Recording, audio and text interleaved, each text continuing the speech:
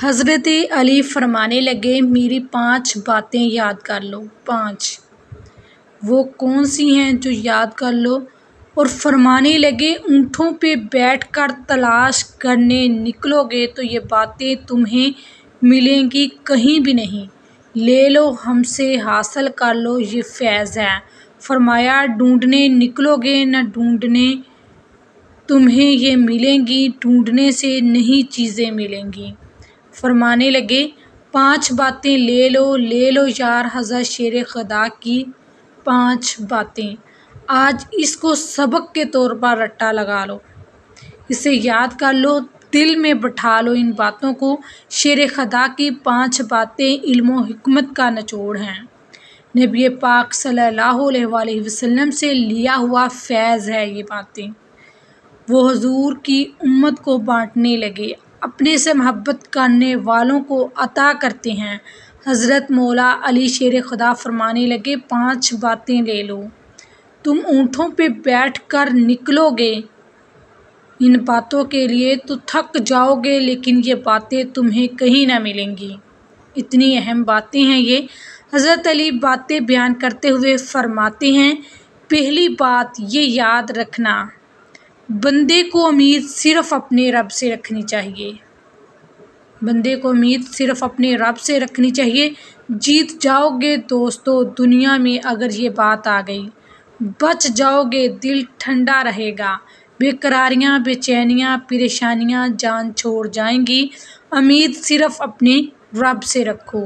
حضرت مولا علی شیر خدا رضی اللہ تعالیٰ عنہ دوسری بات بیان کرتے ہیں، فرماتے ہیں اپنے گناہوں سے ڈرا کرو، اپنے گناہوں سے ڈرا کرو، تم غریب ہونے سے ڈرتے ہو، تم تنگ دستی سے ڈرتے ہو، تم لوگوں کی دشمنی سے ڈرتے ہو، اپنے گناہوں سے ڈرو، کہیں ایسا نہ ہو کہ تمہاری نافرمانیاں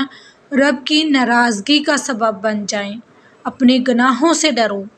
اور تیسرا مولا علی شیر خدا رضی اللہ تعالیٰ عنہ فرماتے ہیں اگر تم جاہل ہو نا، تمہیں پتہ نہیں، تو علم کے بارے میں سوال کرنے سے کبھی نہ شرمانا، پوچھ لینا فائدہ ہوگا، کسی سے بات کر لینا فائدہ ہو جائے گا، کسی سے سیکھ لینا نفع ہو جائے گا، کسی کو مان لینا اپنا استاد، زندگی بھر سمجھدار ہو جاؤ گے، فیض یاب ہو جاؤ گے۔ اور حضرت علی شیر خدا چوتھی بات ارشاد فرماتے ہیں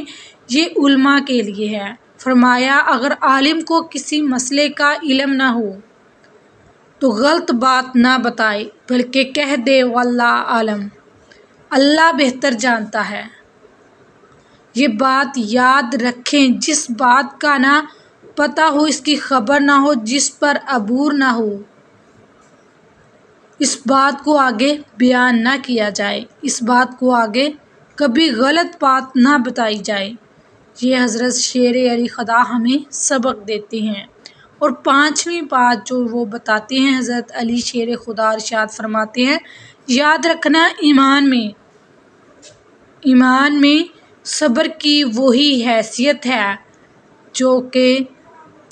جسم میں سر کی حیثیت ہے،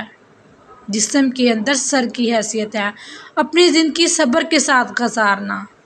زندگی میں کبھی بے صبر نہ ہونا، حوصلہ نہ چھوڑ جانا، صبر بزدلی نہیں ہوتا، صبر تو اچھی تدبیر کو کہتے ہیں،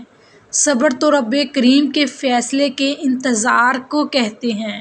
صبر تو اللہ کی مدد کے لیے نازل ہونے کے انتظار کو کہتے ہیں۔ فرمایا جو تمہارے جسم میں سر کا مقام ہے وہی ایمان میں صبر کا مقام ہے، سبحان اللہ۔ یہ حضرت مولا علی شیر خدا نے ہمیں 5 باتیں بتائی ہیں، ان پر عمل کرنا ہماری دنیا اور آخرت کے لیے بہترین ہے۔